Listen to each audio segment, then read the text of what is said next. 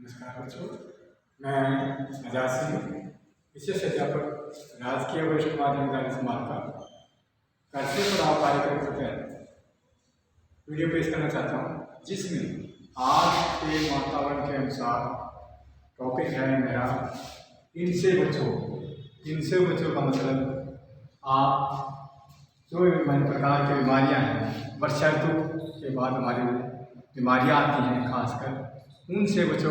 मेरा मकसद टॉपिक का यही है कि इनसे बचो। इनसे मतलब बीमारी से बचो। बीमारी से बच के रहते हुए, स्वस्थ रहते हुए आप शिक्षा का आनंद लें। तो मेरा टॉपिक यही है, इनसे बचो। बीमारियाँ क्यों आती हैं? बीमारियाँ हमारे पड़ोस में, घर परिवार में कोई बीमार है, बुखार है, क्यों आता है? क्योंकि हमारी लापरवाही का। तो कुछ बीमारियां हमारे सामान्य होती हैं, जैसे सिंपल बुखार है। बुखार क्यों आता है? बुखार आने का सबसे मुख्य कारण यह है कि हमारी लापरवाही। और लापरवाही कैसे है कि हम गर्मी में एकदम से बाहर से आते हैं और अचानक ठंडा पानी पी लेते हैं, तो हमारे शरीर का जो तापमान बाहर था वो एकदम से पानी में पिया, तो तापमान ठंडा हो गया, ठंडा पानी पिया। उस तापमान के गड़बड़ेशन के कारण हमारे को जो है खांसी होती है, जुकाम होगा। और बुखार की शुरुआत कहाँ से होती है? हमारे बुखार की शुरुआत हमारे गले में खराश होने से होती है। गले में खराश होगा, जुकाम होगा। जुकाम होने के बाद हमारा शरीर अकड़ना शुरू हो जाता है और बुखार के लक्षण आते हैं। ये कहाँ से पैदा हुआ? हमारी लापरवाही से। क्यों पैदा हुआ? क्योंकि हमने उस छोटे से पानी की उस विषय पर ध्यान ही नहीं दिया। हमने लापरवाही के तुरंत आके पानी पी लिया और जिसमें हमारे को गले में खराश हुई। गले में खराश होने के बाद जो है ना, हल्का जो बुखार हो गया, शरीर टूटना शुरू हो गया। और लापरवाही हमारी दूसरी कैसे हुई? दूसरी लापरवाही हमने उसको इग्नोर कर दिया। बुखार है, वो बुखार धीरे धीरे जो है ना हमारी क्या करता है, जो एंटीबायोटिक्स देती है, शरीर में लड़ने की क्षमता है, उसको कमज़ोर करता है। क्यों कमज़ोर करता है? कि हमारे को बुखार होता है, हम धीरे धीरे उसको इग्नोर करते, दवाई नहीं ले पाते हैं और अपना खाना जो हम ठीक तरह से खाते हैं वो भी नहीं खा पाते, तो हमारी जो है ना इम्यूनिटी पावर वो धीरे धीरे कमज़ोर हो जाती है और बीमारी बढ़ जाती है। जब बुखार हमारा ज़्यादा बढ़ जाता है तब हम डॉक्टर के पास दवाई लेने के लिए जाते हैं। डॉक्टर से एक खुराक लेंगे, 2 खुराक लेंगे, प्रॉपर ट्रीटमेंट ना कराने के कारण हम दवाई लेते हैं तो बुखार उतर जाता है। दवाई छोड़ दी हमने तो बुखार वापस उसी स्थिति में आ जाता है। ये 2 या 3-4 प्रक्रिया के बाद जो हमारी स्थिति होती है वो ज़्यादा डाउन हो जाती है, हम कमज़ोर हो जाते हैं और हमारे जो है बुखार के जो जीवाणु हैं वो प्रभावित ज़्यादा हो जाते हैं, हैवी हो जाते हैं।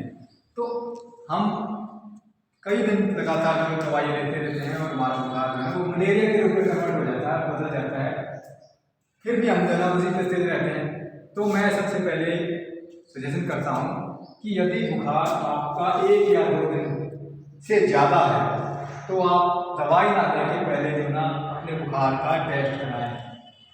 अपने नज़दीक के स्वास्थ्य विभाग की डिस्पेंसरी हो या आपके पास में कोई क्लिनिक हो, उसमें अपने बुखार की जांच कराएं। उसमें बुखार में ब्लड सैंपल लिया जाता है, जिसमें जो रक्त में जो हमारे जीवाणु होते हैं, संक्रमित जीवाणु होते हैं, उसका पता लगता है कि ये जो जीवाणु किस तरह के हैं। तो उसमें ये सैंपलाइज होता है तो हमारे को मलेरिया है या डेंगू है, ये चिकनगुनिया है, इस तरह के जो हमारे को रिपोर्ट आती है।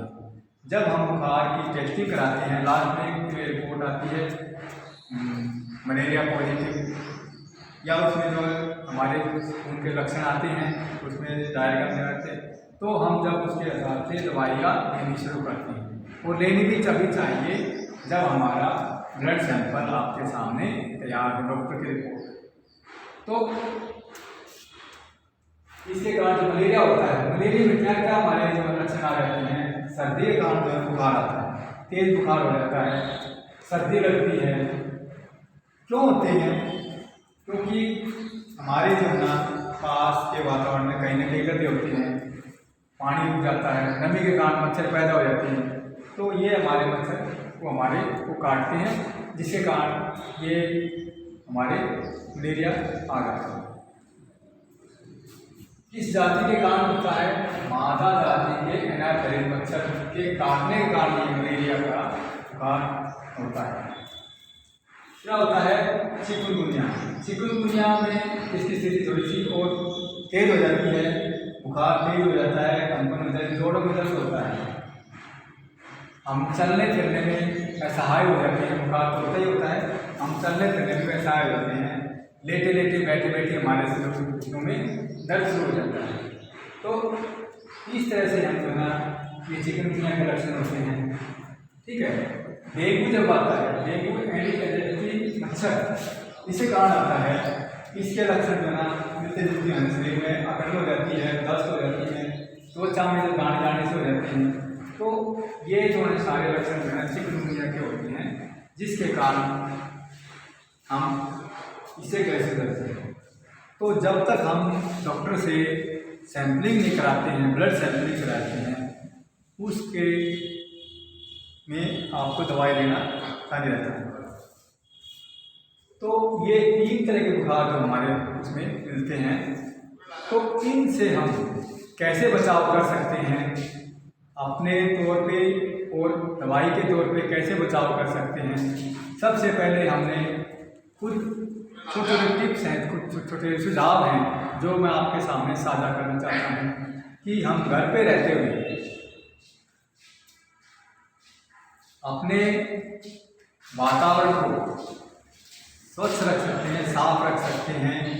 जहाँ पे हमारे घर के एरिए में तंग इलाके होते हैं, टाइट जगह होती है, जहाँ पे साफ सफाई नहीं होती है या नमी हो जाती है, वहाँ पे हम साफ सफाई करना जरूरी होता है और वहाँ पर दवाई छिड़कनी या दवाई स्प्रे करना जरूरी हो जाता है, ताकि जो है ना मच्छर वहाँ से ख़त्म हो जाए, पर अपना बंद कर दें।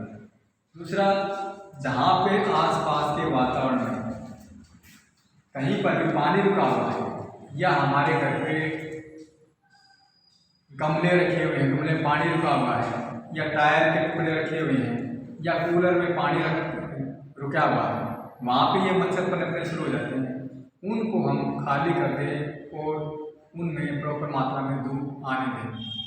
हमारे जैसे मटके होते हैं, मटके में जैसे पानी रुका रहता है, पानी होता है, उसमें भी बारीक बारीक जो है ना मच्छर जाते हैं, पैदा होते हैं, कीटाणु पैदा होते हैं। उसको भी हम साफ करके खाली करके उस धूप लगने की ज़रूरत है। तो ये छोटे छोटे बचाव हम कर सकते हैं। दूसरा, जब भी हमारे को बुखार आता है, जब भी हम अपने शरीर में अकड़न महसूस करते हैं या लक्षण आते हैं बुखार के, तो हम अपना खान पान वही तैयार रखें जो हम खाना खा रहे होते हैं। हम क्या करते हैं, खाना पीना हम छोड़ देते हैं, कम कर देते हैं और दवाइयों का सेवन ज़्यादा बढ़ जाता है, जिसके कारण हमारी जो है ना प्रतिरोधक क्षमता वो कम होती जाती है। डॉक्टर भी सलाह देते हैं कि हम अपने घर पे पानी को बार बार उबाल के पिए। दूसरा, अपने खाने को, जो खाने का सामान है, आटा जैसे रखा है उसको ढक के रखें, दूध को ढक के रखें, या फल खाए हैं, बचा हुआ फल दिया तो पहले तो बचाए नहीं, इतना ही काटें जितना आप खा सकें। आपका बच भी जाता है तो उसको जो है ना ढक के अच्छी तरह से रखा जाए। इसके अलावा हमारे को पता है कि हम जो है ज़्यादा नहीं खा सकते, हम खाने की मात्रा धीरे धीरे छोटे रूप में खाएं और उसको ताज़ा गर्म करके ही खाया जा सकता है। ठीक है। इसके अलावा हम अपने साफ़ सफाई का ध्यान रखें, बार बार ध्यान से खाना खाने से पहले आप हाथ ज़रूर धोएं। अब ज़्यादा दिन बुखार आता है तो नहाने के लिए डॉक्टर ने मना किया है, तो कम से कम आप अपने शरीर को गीले तौली से अवश्य साफ रखें। क्यों? क्योंकि इससे हमारा को जो बाहर के कीटाणु वो साफ होते हैं। यदि हमारे पास हमारे को एकदम से तेज ज़्यादा बुखार आता है और हमारे पास कोई दवाई नहीं है और अचानक हम डॉक्टर के पास नहीं जा सकते हैं, तो अपने माथे पर गर्म ठंडे पानी की पट्टी बार बार रखें, जिससे बुखार कंट्रोल और दिमाग में जो है ना प्रवेश कर सके। जब ये दिमाग में प्रवेश करता है बुखार तो स्थिति और भी जो है ना खराब हो जाती है, बड़बड़ाना शुरू हो जाता है, बेहोशी की हालत हो जाती है। तो उस स्थिति से बचने के लिए आप घरेलू उपाय यही कर सकते हैं कि आप ठंडे पानी की पट्टी बार बार रखें, उसको पट्टी को बार बार बदलें, और जब हमारे शरीर का तापमान थोड़ा सा डाउन आ जाता है तो ही जो है डॉक्टर के पास दवाई लेने के लिए जाएं। डॉक्टर भी ऐसी ही स्थिति रखता है कि बार बार गर्म पट्टी रखता है। गर्म पट्टी रखने के बाद जब टेम्परेचर उसका डाउन हो जाता है तो ही वो इंजेक्शन या दवाई देता है। तो इसी तरह आप खुद का ध्यान रखें, और आप थोड़ा सा ये ध्यान रखें हम जिस डॉक्टर के पास जा रहे हैं क्या उनकी सिरिंज दवाई वो ठीक है, क्या दवाई सिरिंज जो है ना उसको साफ़ किया हुआ है, पानी को उबाल के रखा हुआ उसने सिरिंज में डाला है। ये छोटी छोटी बातें आपको ध्यान में रखें। तो इस तरह से आप जो है ना छोटी छोटी बातों को ध्यान में रखते हुए अपने आप ले सकते हैं, दवाई डॉक्टर की सलाह से ले सकते हैं। और ये भी ध्यान रखें कि डॉक्टर ने जो दवाई दी है वो प्रॉपर मात्रा में निर्धारित समय के अनुसार ही लें। डॉक्टर की सलाह के बगैर आप किसी तरह की दवाई का सेवन ना करें, और ना ही उनकी सलाह के बगैर आप दवाई छोड़ें। क्यों? क्योंकि डॉक्टर का तरीका होगा स्टेप बाय स्टेप, चरण व चरण तक तरीका से दवाई का मात्रा कम करता है। हमने अचानक बुखार ठीक हो गया, हमने तुरंत बुखार दवाई छोड़ दी, आप 2 दिन के बाद दोबारा जो है ना वो ग्रसित हो जाओगे उसी बीमारी से। तो आप स्टेप बाय स्टेप चरणबद्ध तरीके से डॉक्टर की सलाह के अनुसार दवाइयों का सेवन करें और उनको धीरे धीरे छोड़ें। तो इस तरह से हम छोटी छोटी ये बातें हैं ये हम जो है ना अपने जीवन में अपना करके आप भी खुद स्वस्थ रह सकते हैं, अपने परिवार को भी स्वस्थ रख सकते हैं, अपने वातावरण को स्वस्थ रख सकते हैं। दूसरा, आप जो समय समय पर स्वास्थ्य विभाग की गाइडलाइनें आती हैं, दिशा निर्देश आते हैं, उनका ध्यान रखें और उनको दूसरों को भी बताएं। ये मैं आशा करता हूँ ये वीडियो आपके लिए काफ़ी लाभदायक रही होगी और आप इसी जानकारी को दूसरों के साथ साझा करने में भी सक्षम होंगे। मैं उन अभिभावकों से अपील करता हूँ कि अपने परिवार में स्वस्थ साफ सफाई का ध्यान रखें और अच्छे मात्रा में बच्चों को सेवन दें। धन्यवाद।